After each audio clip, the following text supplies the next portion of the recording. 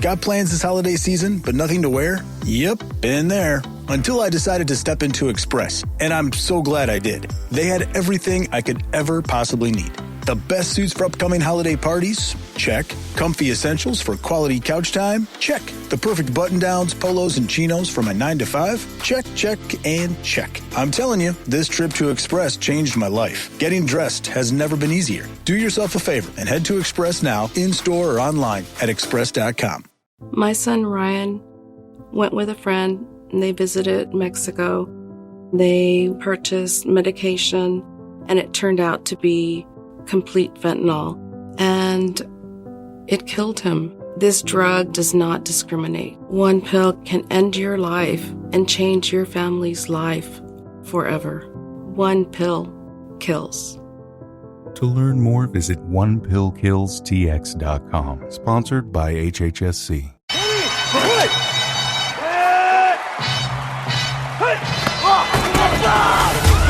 Back and forth. Oh! He broke his ankle. Throws. It is caught. Touchdown. Drops back to goal. It's picked off. Touchdown. Shotgun snap. Under pressure. Ball is straight. This is the Mean Gene Show on ESPN 97.5 and 92.5. From the Veritex Community Bank Studios, here's Mean Gene. All right, we are back for the second hour of the Mean Gene Show right here with Jacob Meadows and our producer, AJ. Getting you ready for more updates and recaps from Week 13 of the National Football League. And look, it is so nice to be in this nice, warm, cozy place for Jacob, okay? Because what's happening in Buffalo right now is ridiculous. Man, it looks so nice on TV. It is warm in this house. All we see is a white TV. You can see it in the background. There's a white screen back there. It's just crazy what's going on up there. Snow's falling all over the place. And look, guys, I used to be a groundskeeper. And thank goodness I was a groundskeeper for the San Diego Chargers, which was a warm state in the city. I couldn't imagine being a groundskeeper in New York or Buffalo or doing this craziness. I would have quit my damn job if I had to deal with this stuff that they're dealing with. Not enough money on the planet, Jake. Not enough money at all. So, all right, this is the what had happened was. So what had happened was. What had happened was. Yeah, what had happened was the Washington Commanders beat the Tennessee Titans 42-19. Was that the score? Yep, 42-19. So, I mean, in one way, it doesn't qualify for the what had happened because we expected that to happen, but it happened.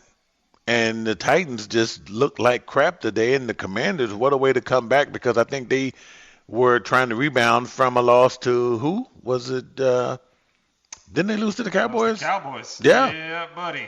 So what a rebound. What a comeback win there for the Washington Commanders. And, boy, Tennessee looked horrible. They did. It felt good. After what they did to the Texans last week, it felt great watching Jane Daniels just absolutely kill them.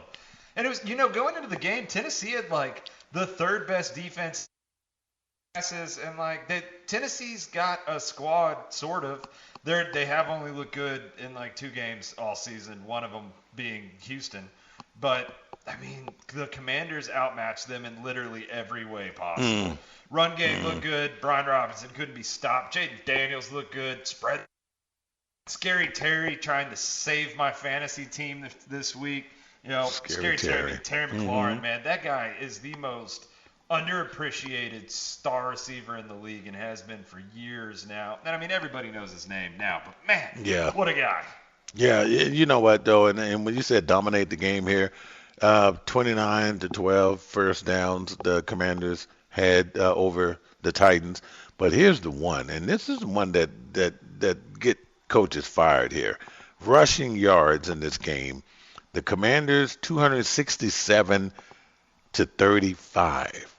And 35 of those, I believe they came from Tony Pollard, which is just ridiculous. So I don't know. They don't have another running back there to run the ball there in Tennessee. This is crazy. This was unacceptable, and I know the Titans are going through. They got a brand new stadium, or they're getting a brand. I don't know where the hell the money's coming from, because the damn sure can't be coming from ticket sales, because who's going to see that crap, right?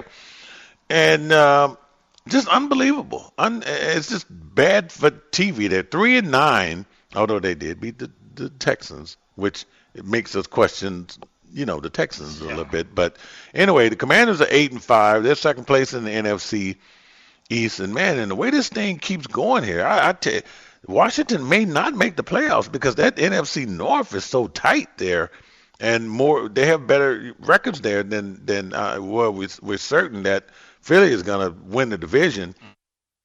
Well, if Washington is going to get in, even with a commanding performance like this. It does suck. It sucks that they lost to lead the division, because I really wanted to see him go.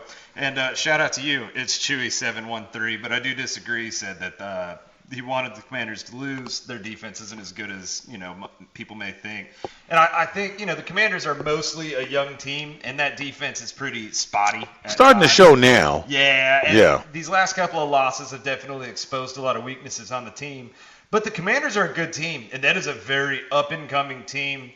The East should absolutely be afraid of them moving forward. But, yeah, we might see a Commanders team get this season and miss the playoffs, which sucks for them after so many years of being just kind of right? Basically since RG3, just being Yeah, and look, not to take anything away, we're not writing them off just yet, because there's still plenty of football left in the season there. But I think it's starting to show. It is a young team, and I think what our man, what's his name there, that left the Cowboys there, Dan Quinn.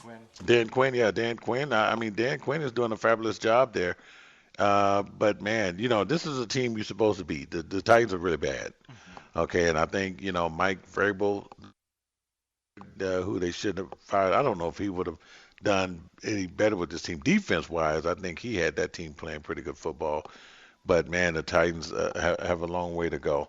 All right, let's jump into some of these afternoon games here. Now, this one right here was shocking, okay, because it looked like the Jets were going to win today. It really did. But Seattle had other things in mind. So this was a good road win for the Seahawks. They beat the Jets 26-21 today. Seahawks are 7-5, getting a little separation there in that tight NFC West, which, Jacob, it looked like there was going to be, a team with a losing record winning that division. But the Seahawks have catapulted to first place in the NFC West. Yeah, they have. They look like the NFC South there for a bit, but no matter what happens with the 49ers game today, right? They're going to at least be one game ahead of the Cardinals. Like, the Seahawks have really gotten, it's not commanding, but it is a commanding lead in the division. This is a good division of football. There is not a bad team. Say what you will about the Rams, but Matty Stafford is good. Kyler Murray is good. The coaching is good throughout the division. So this was a wild one, I have to say. Seattle could do it. Seattle could win the division, and that is another team that you probably don't want unless they're hurt. It's a team that you don't necessarily want to meet in the playoffs. No, and give it up for Charbonnet. He got that late touchdown there that helped them get that win there. So where do the Jets go? Where do the Jets go? I think we have seen nothing but turmoil within the Jets organization. They thought firing Robert Saleh would end all of their problems, but that did not do it. This team looks like crap, in my opinion, that they deserve. They suck. Okay, look, if you're a transplant here in Houston from New York, I'm sorry, because both your teams suck. The Giants and the Jets do, but the Jets more so. I'm not an Aaron Rodgers guy, although I do like those black uniforms today. They look, but when you wear that black uniform, you got to kind of play. They just the black uniforms is like for Thursday nights. Teams that wear the black uniforms play pretty good football. Yeah, they beat the Texans in those uniforms. What'd you say, AJ? I said they beat the Texans in those uniforms. Okay. Okay. AJ doesn't forget anything, does he? So, look, But Aaron Rodgers, man, I think the Jets are wanting to move on, but it seems like there's just something, there's in-house fighting there between either the GM and how they're going to handle Aaron Rodgers moving forward. You know, at this point, it'd be hard. This is going to be a toss-up because of the money situation. If they cut Aaron Rodgers prior to the June 1st cap, they can save a little bit of money, and it's still a very significant amount of money. And they do have that quarterback in the fold behind him, the dude from FSU that shredded his knee, kept them out of the playoff last season. If he has made a comeback, right, if he's learning the offense and he hasn't completely, lost all ability to play ball, they might have a reasonable replacement behind him, kind of like a Malik Hooker style, and it could work. But you don't know because Aaron Rodgers is on the hook for a pretty significant amount of money. If he's cut after June 1st, it's like he has like a $63 million cap hit spread between 25 and 26. So, I mean, it's going to be rough. If you keep him, you don't know. I mean, this is not the Aaron Rodgers the Jets wanted in the first place by any means. No, it's not. And it's I don't know. I mean, just to think everything that the team did to get him. And just look how this thing turned out. I mean, he's going to be 41 years old tomorrow, I do believe. So, I mean, he looks older than that sometimes. And Devontae Adams, that record, that ship has sailed already. I just don't think. I think the Jets kind of realized they only had like a 1 year or 2 year window of opportunity to make this happen. Well, 1 year he was out hurt for the whole season. This year, I knew anyone could tell. Was never on the same page. Saleh was going to be fired one way or the other, and this is what you get when you give the keys to Aaron Rodgers and he runs your organization. So you probably should have talked to the Packers. There's a reason why they was ready to part ways. Did so. I tell you what. Let's give an update here on the Sunday night Snow Bowl that's happening in Buffalo. It looked like the Bills are up 14-3. And, wow, impressive. It was just 7-3, so we missed something there, didn't we? Yeah, James Cook had a long touchdown, a running touchdown. Oh, that sucks. So, okay, well, James Cook, look, when you're at home, you can play in this kind of weather. This should be an advantage. And the 49ers, I don't know if McCaffrey's going to get you the points you need tonight. I mean, this is an ugly game. He also went to the locker room. He's questionable to return with a knee injury. What, James Cook or CMC? No, McCaffrey. CMC. So, yeah, in a game like this with a guy that's banged up like that, you're taking a risk anyway. I saw the numbers and the projections, and there was just no way I thought that with this kind of crazy weather. But we should see they do have the backup guy. We are going to take a break. When we come back, we're going to get more into it. We're going to look at the NFL standings, just kind of look and see where everything stands right now. You're listening to the MeanGene Show right here on ESPN 97.5 H-Town. You're listening to the MeanGene Show on ESPN 97.5 and 92.5. For the Veritex Community Bank Studios, here's MeanGene. Blitz is coming, throw inside, it's picked off, Leo Williams coming near side, he's running like a racehorse, he's at midfield, turns upfield, has blockers, holy smokes, are you kidding? Leo Williams is going to take it in for a touchdown, Seahawks!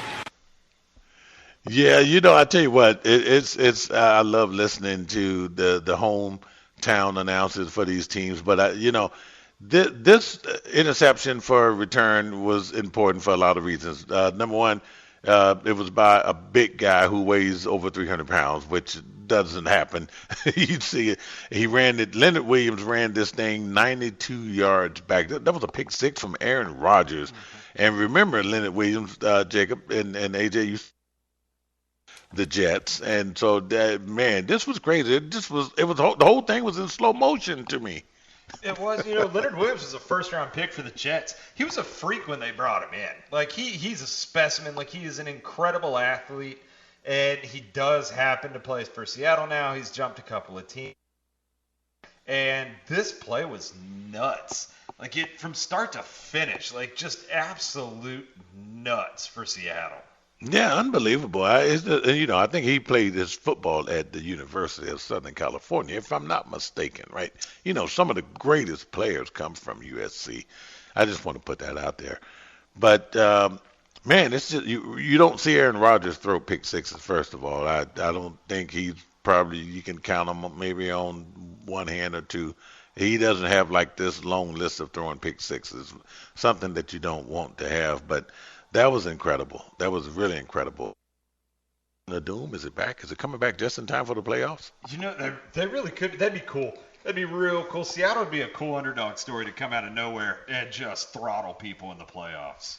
And we sort of expected, because they had that letdown last year. They were expected to go. I mean, Geno's been consistent now for 2 years in a row, it seems like, right? He has. Remember? But it's a first-year head coach, though. Pete Carroll, this is Pete Carroll's first year not as the head coach. That's true. AJ, what did you notice today, week 13, or even over the holidays there? Anything stood out we might need to keep on our radar? Well, I mean, there's always something to look out, obviously, for. I mean, like we talked about earlier, the Eagles and Lions, who will represent the NFC in the Super Bowl potentially, because I think it's going to be out of those two teams. I think Green Bay could be a wild card to that, and we're going to see Green Bay play against the Lions next week, so on Thursday Night Football, so that's going to be really good. But those two teams look like fixtures in the NFC, and it might come out of those two. But like talking about the Seahawks, like you said, no one saw them come into this success, and it'll be interesting to see if they win a division. But they're showing multiple ways to win too, because remember they started off the season 3-0, had some struggles, had a little mini losing streak, and then they were able to persevere. So it says a lot, because the 49ers, they're likely going to miss the playoffs if we're being honest. They're 1-3 in the division, so there's a lot there. The Cardinals, they lost today too, and they play the Seahawks again next week. So if the Seahawks beat them again, they'll probably win the division for sure at that point. Yeah, that's pretty interesting. We forgot to mention that Brock Purdy is back, so which I don't. The difference. I mean, he's only throwing for 29 yards right now. Not going to be a lot of throwing in a game like this. McCaffrey, I think before he got hurt, Jacob seemed like he was on his way. 7 rushes for 53 yards. Looked like he had that long one for 19. But now it looks like Jordan Mason's gonna have to pick up the duties. Yeah, he was cooking. I got hopeful. I got hopeful way too fast, but he did look good. I mean, he had the 59 rush yards, and then he had 2 catches for 14 through the air in a game that's not going to be dominated by throwing. Prayers up for him. Hopefully he comes back, or at least hopefully he's okay. But I do think that Jordan Mason is going to be he'll to stay in this maybe. Buffalo's built for this. It is a little different. You can't go to Orchard Park and play in 3 feet of snow confidently without living in a place like that. There is no place like that. This is December. Just think what January is going to be like. I mean, it just seems like this is an early one. Folks traveling, returning home from Thanksgiving, coming from the East Coast. I know a couple of airports shut down this weekend. But, man, look. That snow that you see on TV tonight in Buffalo, that could be their ticket to the Super Bowl. I'm just saying, because that weather, look, if and Kansas City can withstand that too, that type of weather. But look, I guarantee you that the AFC West, the AFC Championship, is either going to go through Buffalo or Kansas City, which is 2 cold weather teams, and you saw how Miami struggled at Lambeau on Thanksgiving night. Look, if you're a West Coast team, it's just not cut out for you to play, in these cold weather cities. Well, that was like last year when Miami traveled to Kansas City for the playoffs. It was -30. The cold builds people differently, and if you don't play in the cold, it is not something you can just step into. The cold is very different from any other kind of weather. The extreme cold, I guess I should say. The extreme cold. So, look, they're about to hit the 2-minute warning up there in Buffalo. The Bills are winning 14. They're just getting underway from the 2-minute warning there. So here's the thing. Just looking at the Buffalo stats right quick. Josh Allen, 5 of 6, 70. So going conservative, I'm thinking the weather has a whole lot to do with that. James Cook, oh my goodness. So look, and this is the 8 rushes for 100 yards, a touchdown. He had that long one for 65 yards. Good Lord, who has him? I think Dustin Phiefer. Somebody has him in their fantasy. Don't you hate those runs when you're playing against a guy like that? That just sucks when you got to sit there. Because that's about 20, 30 points right off the bat, right? There. Well, he's got a touchdown and 100 yards, so you get like some bonus stuff for that, right? The 100-yard bump. Yep. So this is pretty incredible. The guy I like on this Buffalo team, guys, is Ray Davis. How about this, man? Buffalo have seen guys. Is that Ty Johnson? Ty Johnson and this Ray Davis guy is really kind of helping James Cook. James Cook comes out there and gets it done, but these other guys are getting it done too. So Buffalo has looked solid. Remember at the beginning of the year, we were talking about like, well, what is going on? They don't have Stephon Diggs. They lost Gabe Davis. So, I mean, look at the Buffalo Bills. Their whole defense died too. And he was questionable to come into this game, but Matt Milano is coming back. The fact that that's even going to happen is crazy in itself. But they did. They lost their entire defense. Their offense may have lost Stephon Diggs, but what was a dominating defense was supposed to suck. And they are a great football team. Yeah, I mean, 9-2, first place in the AFC East. And look, no one knew the East was going to stink it up this year. There were the faithful Jet fans who I just told you your team sucked. So you shouldn't have had any dreams, goals, whatever you want to call them, of your team being better than – your team is not even better than the Miami Dolphins, and they don't really play good football. This was the year. This was the year everyone took their eyes off the Buffalo Bills, and I think Buffalo's getting it in. Look, they've already beaten the Chiefs, which I think they know they have to beat Kansas City in the playoffs. Yes.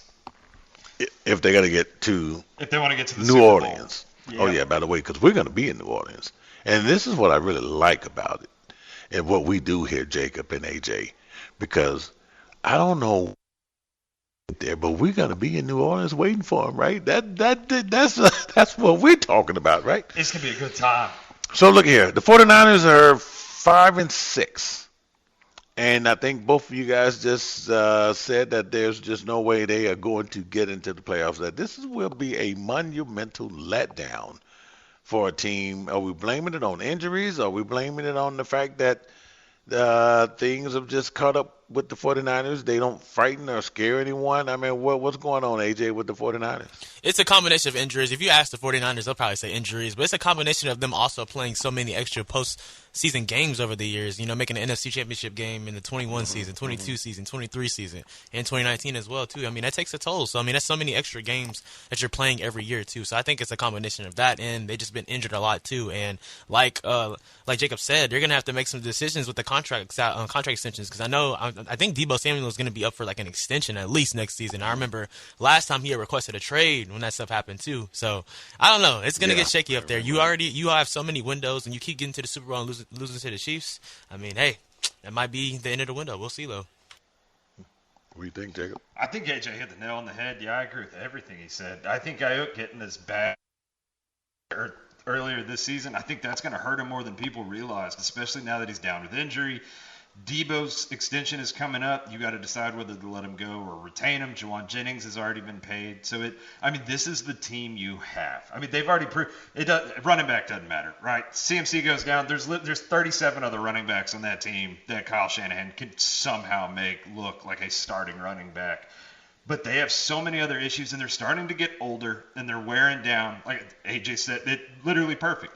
They've been to the postseason so many years in a row. All these old guys, man, it is just it's ground and pound. They are wearing out a little earlier every year, and I do believe that maybe next year the window is a little open, but I do think this Super Bowl window for San Francisco is closing rapidly. I think so too, but I also think that they shouldn't have fired their defensive coordinator last year, who they just had a knee-jerk reaction to losing the Super Bowl. They fired, was it Steve Wilkes? Just a bad choice. I mean, that defense has not been the same. There's been some individual accomplishments on that defense, but as a collective unit, they're not playing the way they played under Wilkes last year. So, I mean, that's something that people need to. Hey, we're going to break.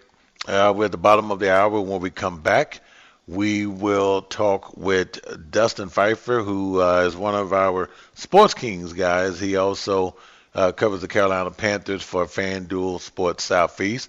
Going to talk about Bryce Young and his performance. And even though the Panthers lose, they played a great game against the Tampa Bay Buccaneers. So stick around for that interview coming up. You're listening to the Mean Gene Show with Jacob Meadows right here on ESPN 97.5. From the Veritex Community Bank Studios, here's Mean Gene. All right, moving right along, the second hour. The Mean Gene Show on ESPN 97.5 Houston with Jacob Meadows and AJ. Look, the Sports Kings, we didn't do a show this week because, the holiday, we always do our show on a Thursday for the most part. So that was Thanksgiving, of course. So, and, I do that with my main guy here. And I'm going to bring him on here because, man, we had a very interesting game there in Carolina, in Charlotte today. And, of course, we refused to talk about that game until we got our guy on here. And I'm talking about my great friend here that I've worked with for, good Lord, 12, 14. Anyway, he covers the Carolina Panthers and the Charlotte Hornets for FanDuel Sports Southeast. Dustin Phiefer, welcome to the show. Mean Gene, Jacob, what's going on, man? Glad to be on with y'all and talk some football. It definitely was an interesting day here in Carolina and an interesting day in the NFL. Yeah, it was. It was indeed.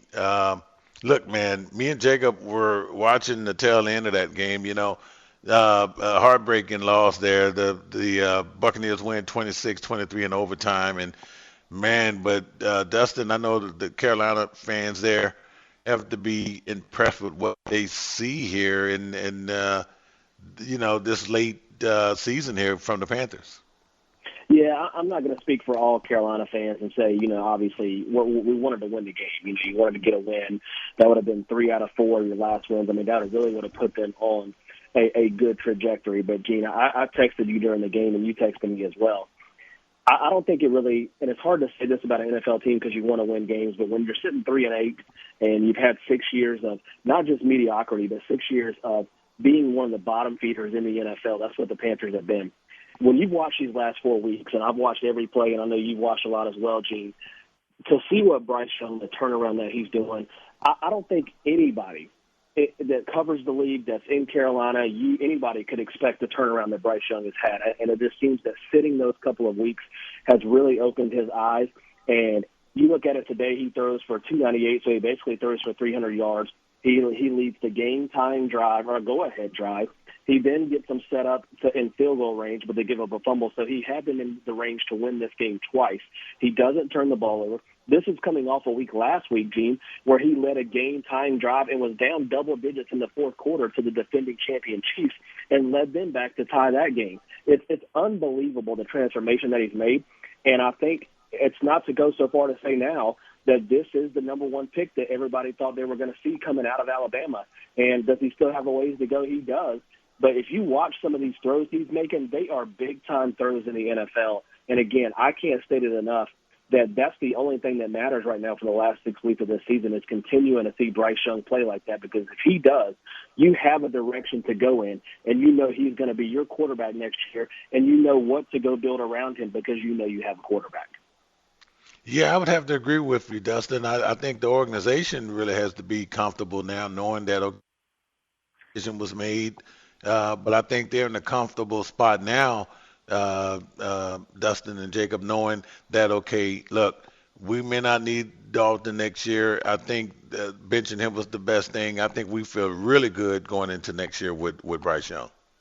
Oh, yeah. Yeah, I think it's only been a couple of weeks, and Jacob, I'll let you jump in here too. I think it's only been a couple of weeks, so you don't want to get too high and say, all right, we know that he's definitely the guy for the long-term future. But I think this couple of weeks he's definitely shown that he's earned enough to be the starter for next year, and you can go into next year knowing he's your guy and use the draft to build the defense and other positions around him.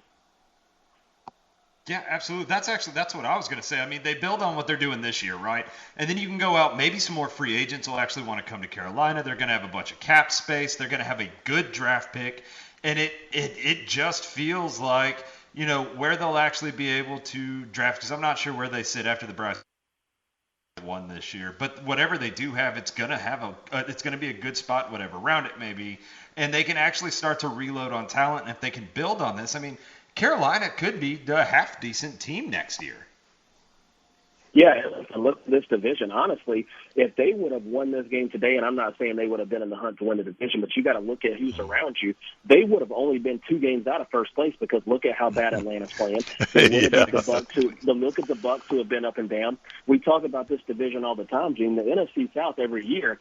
If you're around 500 or just above 500, you're in the hunt to win this division. That's true. That's the case again this year. So listen, they made some sacrifices on defense last year. They got rid of Brian Burns. They got rid of Frankie Luvu. They used that money to shore up their offensive line. They paid $100 million for guards. They drafted a rookie running back who looked very impressive today in Jonathan Brooks from Texas. They drafted a wide receiver in Leggett. So they sacrificed to build the offense around Bryce Young. And you got to give Dave Canales a lot of credit. He did it with Baker Mayfield. He did it with Geno Smith. And now it looks like he's doing it with Bryce Young. This guy knows how to fix a quarterback. So now what you do is I would take that entire draft, my top pick, which will probably be top 10, maybe even top 5, the entire draft I would go defense. Defensive line, build that defense up because it looks like you've established something on offense. And you're right. Who knows? You could surprise some teams next year and at least maybe be around that 500 mark, if not slightly above. Yeah, I mean, great game, though. And like you said, the passing, I mean, it looked like Bryce Young is getting really comfortable in the passing. I was shocked to see him put it up 46 times, but no picks there, 298 yards. But defensively wise, Dustin, it just seemed like it was too much Mike Evans and Bucky Irvin. Yeah, too much of the run game. Mike Evans did have a couple of great catches, but it was the run game that kind of wore it down. But I do want to give that defense credit. Like I said, they lost a lot on that this year, and Ejiro Evero has been playing hard. And they actually made the stop in overtime to force a punt, and Bryce Young put them in field goal range, and Chuba Hubbard, who has honestly been the Panthers' best player this entire season and one of the top running backs in the NFL, fumbles the ball. You don't expect that. You saw how bad he felt, so I feel bad for him because he's carried this team this year. But the defense, even shorthanded, put them in position to win that game. You just can't fumble it late. And again, to me, I wanted to win the game. I hate they lost it. But to see Bryce Young be down in the fourth quarter, drive them down, make a play to take the lead, then drive them down in overtime again. He's doing it time and time again. And, Gene, it's not like he's throwing for 500 yards and 5 touchdowns. He only had 1 touchdown throwing, but he did run for 1 as well. But what you see is, if you watch it, just watch what he does. He's staying, and we talked about this, Gene, he's staying in the pocket. He's not scared. He's actually climbing the pocket to step up and make that throw. That's what he did for Thielen to take the lead. And it just seems that the confidence is there. And that's why people wanted to take him number 1 out of Bama. He likes to run on the run, make plays on the run. He likes to step up in the pocket, and that seems to be what he's doing now. So if you're a Panthers fan, you got to be excited with what you're seeing. Well, I tell you what, you mentioned Adam Thielen. What a catch. That one-handed catch by Adam Thielen was just remarkable. Yeah, one of the best catches we've seen this season, and it just really stinks that we had to waste that catch because as soon as he caught that ball, we thought that set the Panthers up to a position to win this game. Yeah. So just an unbelievable catch. But listen, and that's the kind of veteran presence you need around this young team to have a guy like Adam Thielen because everybody else on that offense is fairly young. So it's good to have a guy like that. Good to see him back on the field. And again, I just – you're not about moral victories in the NFL, but just think about where this Panthers team has been the last few years. We talked about ownership and how it's been bad. It finally seems like they have a direction. And when you're a team trying to rebuild, that's all you can ask for is to have your quarterback in place, and hopefully now that's Bryce, and then try to build around him, and at least you have a direction to go in. All right, folks, once again, we are talking with Dustin Phiefer, who covers the Carolina Panthers for FanDuel Sports Southeast. And look here, Dustin. So what's going to happen with the NFC South? So now that, the Panthers played a little spoiler today, we saw the worst of Kirk Cousins. I mean, I don't know. It just seems like you don't know what Cousins you're going to get. But today was really bad. It was really bad, and I know that the Falcons have won both of the games against the Buccaneers, so they have that tiebreaker in hand. But if you're asking me to pick a team right now, Gene, give me the Tampa Bay Buccaneers. I will take Baker Mayfield's toughness, and Gene, you know this, coming from me trying to give Baker Mayfield credit. I'm not a guy to do that because I was not a fan. He was a huge bust here in Carolina. But give me his toughness. Give me Mike Evans. Give me that run game they got now with Bucky Irvin. And that defense. I'll take the Bucs to win this division because I've watched the Falcons the past few weeks, and it does not look like it's heading in the right direction. And the more you have to rely on Kirk Cousins and you don't have that run game going, it's going to be a problem. So if you're asking me right now, with 5 weeks to go, who's going to win this division, I'm going to take the Tampa Bay Buccaneers. You think the Saints still have an outside chance? We haven't really talked about their game today, but I mean, it's an ugly division, but the Saints are only with 2 games out of it. Yeah, I mean, they're hanging around. I mean, like I said, with the Panthers, if they would have won that game, it would have been 2 games out. But everybody has a chance. But I'm going to go with the people who have been there. And you think about it, if the Buccaneers were to win this year, that would be their 4th division title in a row. You don't really think that until you hear it say it out loud.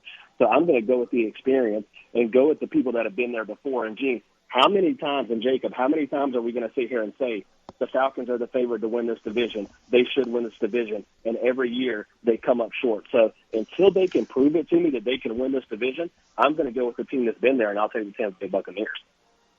Atlanta definitely took the dream team in Philadelphia. They took the same approach, and they're having the exact same, well, maybe not the exact same outcome. It's a bit lesser.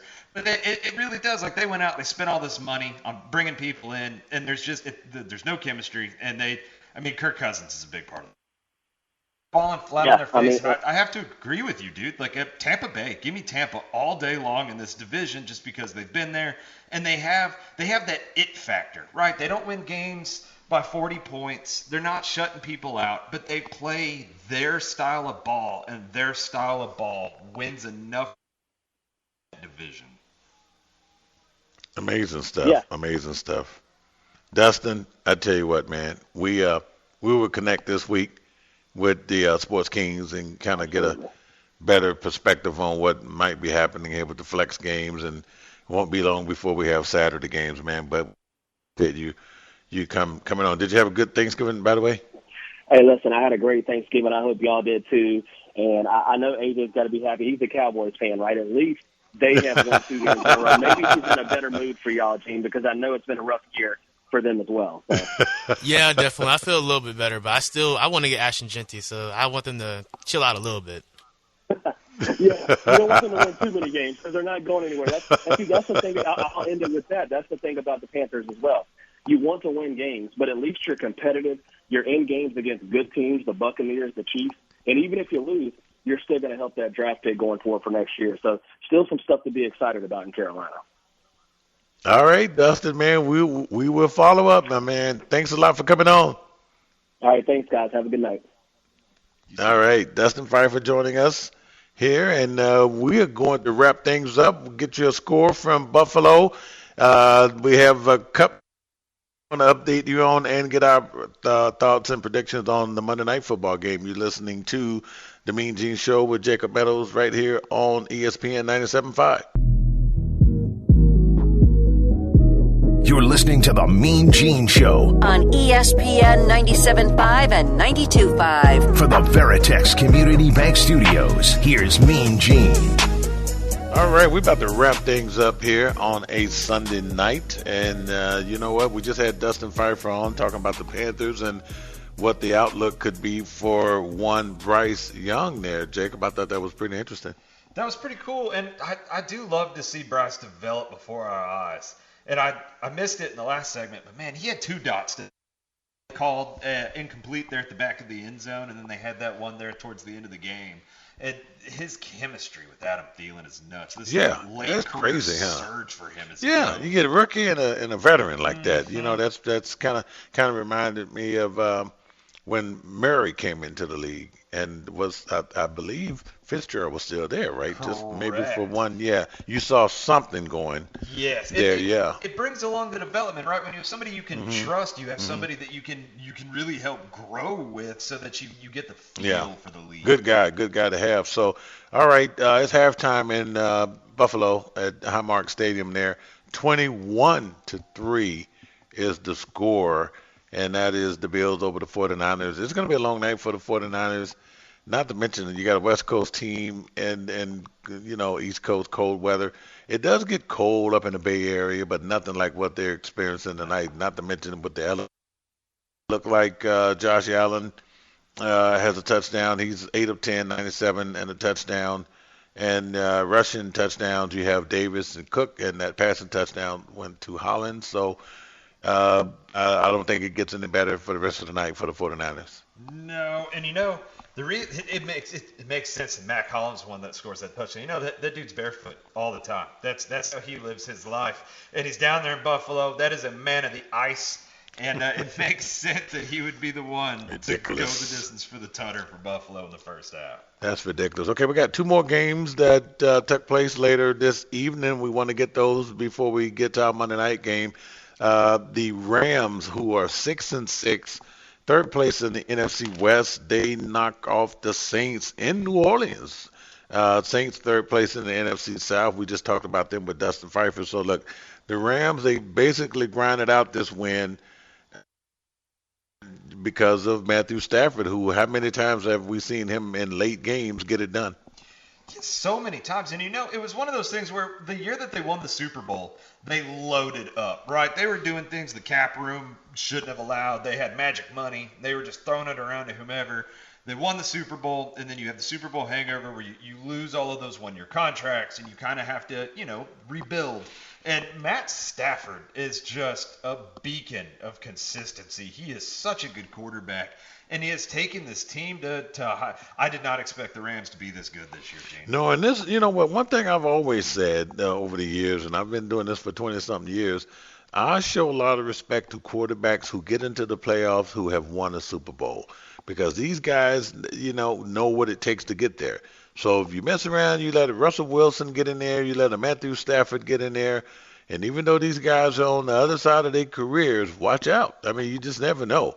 And this NFC, the Rams are the type of team that can upset one of these top, like Vikings, Packers, or even Lions for that matter when you look at this stuff. So keep an eye out on those quarterbacks that have been there and won. So that's something to remember. Okay, and we also had this game right here. I tell you what, man, the Eagles. The Ravens, they just can't. The Ravens are not looking like the Ravens. I don't know. The Philadelphia Eagles go into M&T Bank Stadium there and beat at home. Something the Ravens don't do much is lose at home. They beat them 24-19, and Tucker, who's been clutch, he didn't come up clutch this time. This is one of the most precipitous fall-offs we've ever seen for a special teams player. Justin Tucker it's almost hurting his legacy. This year and last, he has not been consistent. He has not been a great kicker, and you wonder if he's going to hang it up here soon. It might be time, because he definitely hurt Baltimore tonight. And, I mean, despite the final score being 24-19, that took a very, very late touchdown just to bring it that close. Yeah. You got to wonder how much you need to worry about Baltimore. They started the season really hot. Here lately, they have not. So it is going to be interesting to see how they end up closing the year with the remaining teams that they still have on their schedule, and the fact that they can't necessarily have Justin Tucker save them in these close No, games. they can't. And it's just they started out, what that score was 9-0. Looked like it was going to be a good Baltimore win, the way they normally play football. And then all of a sudden, Barkley continues another game over 100 yards a day and a touchdown. Derrick Henry didn't get into the end zone, which is sort of surprising there. So give it up to the Philly defense for doing what they needed to do. So I don't know. I don't know what's going on now. And Baltimore finds themselves slipping in that AFC North, where the Steelers now, because they beat the Bengals, have a 2-game cushion there, and they have one more rematch with the Ravens, which may not even depends. The Steelers might win that division without even having to start their players in week 16 or 17 whenever they play each other again. It just may not matter. But shocking loss. I won't say. I mean, I'm not shocked that the Eagles won, but just to see that Baltimore loses at home, that's incredible. So their leverage in the AFC is going down a little bit, where now it seems more like people are going to keep an eye on the Steelers, Kansas City, and Buffalo. Yeah, and for the bulk of this year, I really thought the Ravens were going to be the one team in the AFC that could go toe-to-toe with Kansas City. That now it's starting to look like a bad bet. I do believe that they still could. I think Baltimore's still easily top 5 in the AFC, but I do think And as much as it pains me to say it, I think these Steelers are a better team through and through, and I think Buffalo is also better, just better. So it is an interesting adventure that Baltimore is on. Yeah, because look, they find themselves, we're going to talk about this Monday night game here. Cleveland goes to Denver tomorrow night. Denver should win this game. Denver 7-5. They will probably be 8-5. I know it's kind of, I don't want to jinx these guys, but and Baltimore could find themselves on the outside looking in now. Now you're getting close here. You know, you're losing these games, and you got the Chargers and the Broncos are making the AFC West look even more interesting. Now you might get 2-3 teams from the AFC West in the playoffs. So talking about this game here, Jacob, I just look, man, something about what's his name? Sutton. What's his name? Cortland Sutton. It's something there. I don't think the Broncos lose tomorrow night. I think they get this win over famous Jameis and the Cleveland Browns. You know, I have to agree, and I have a soft spot. I've got a lot of game-used Cleveland Browns jerseys on my wall in my home studio. I have always had a soft spot for them. I love Jameis Winston. I do believe he is a national treasure, and I hope that he reprises his career in Cleveland.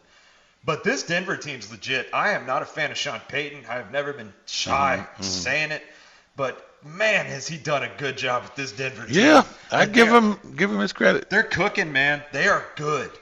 Bo Nix has been in the league this is his rookie season, but his 37th season as a starting quarterback. And that dude is a monster. He has figured out his groove.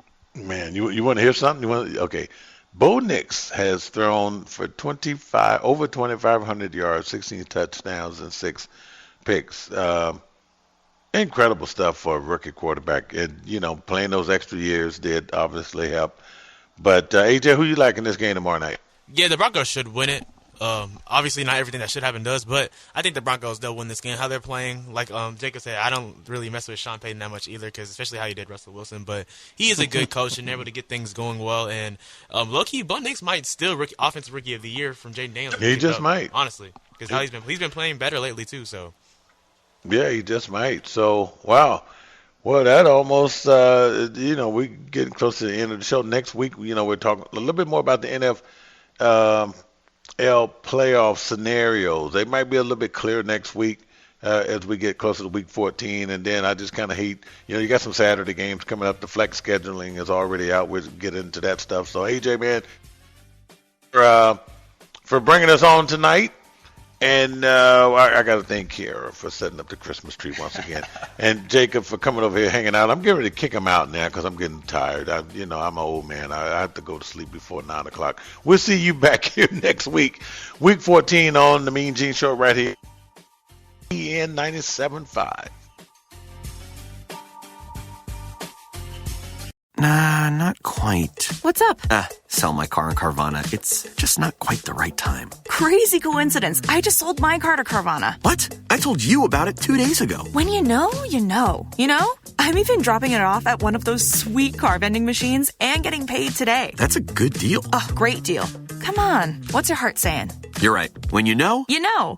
Sold. Whether you're looking to sell your car right now or just whenever feels right, go to Carvana.com and sell your car the convenient way. Terms and conditions apply. Step into the world of power, loyalty, and luck. I'm gonna make him an offer he can't refuse. With family, cannolis, and spins mean everything. Now, you wanna get mixed up in the family business. Introducing The Godfather at ChumbaCasino.com. Test your luck in the shadowy world of The Godfather slot. Someday, I will call upon you to do a service for me. Play The Godfather, now at ChumbaCasino.com. Welcome to the family. No purchase necessary. VGW Group. Void where prohibited by law. 18+. Terms and conditions apply. Fred runs his own landscaping business. Yeah, with my 2 brothers. They take their business very seriously. Sure do. Fred traded up to commercial auto insurance from Geico for serious customized coverage that grows as his business does. All for seriously low rates. All right, so when's it gonna happen? You know, the big Geico surprise. I'm sorry? Some hair metal band. Are they gonna jump out of those bushes? No, this is a serious Geico ad. That pyro was pretty cool, though. Get more with Geico Commercial Insurance. Trade up today at geico.com/commercial.